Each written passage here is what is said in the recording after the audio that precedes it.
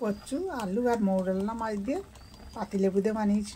টকটা হয়ে গেছে। এবার দিয়ে দিচ্ছি সামান্য একটু জিরা গুঁড়ো। যেহেতু টক, অন্য মশলা দেবো না, একটু জিরা গুঁড়োই দিলাম। মৌরলা মাছ এনেছিল, একটু ভেজে নিয়েছি।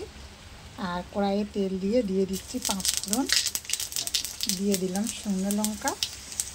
শুকনো লঙ্কাটা ভাজা হয়ে গেছে। এবার দিয়ে দেবো আমি একটু কাঁচা লঙ্কা।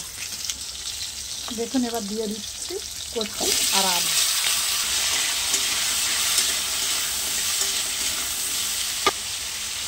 লবণ দিলাম।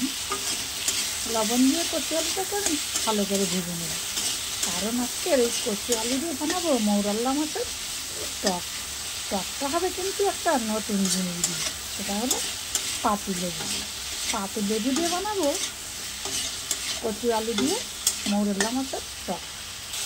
তো বন্ধুরা, ভিডিওটা শেষ পর্যন্ত দেখবেন, দেখার জন্য অনুরোধ রইল। দেখুন, কচু আলুটা আমি ভাজছি। এবার দিয়ে দিচ্ছি একটু হলুদ। একটু টক খাওয়ার ইচ্ছা হলো আজকে, ভাবলাম একটু টক বানাই। টক খাওয়া বারণ আছে, তবু ভাবলাম লেবু খাওয়া তো বারণ নেই, লেবু দিয়ে আজকে টকটা বানাবো।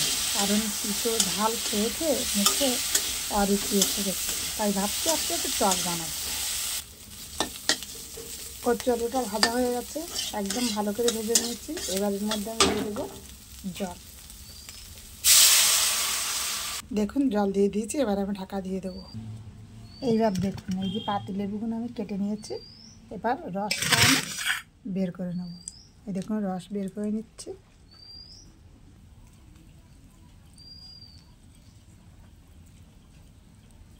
দেখুন, লেবুর রসগুলো সব আমি চেপে চেপে একদম বের করে নিয়েছি।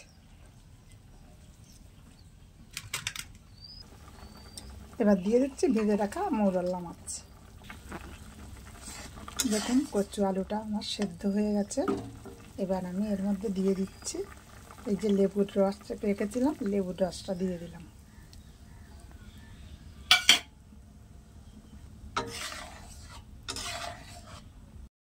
টকটা রেডি হয়ে গেছে। দেখুন, মৌরলা মাছ কচু আলু দিয়ে বানিয়েছি পাতিলেবুর টক।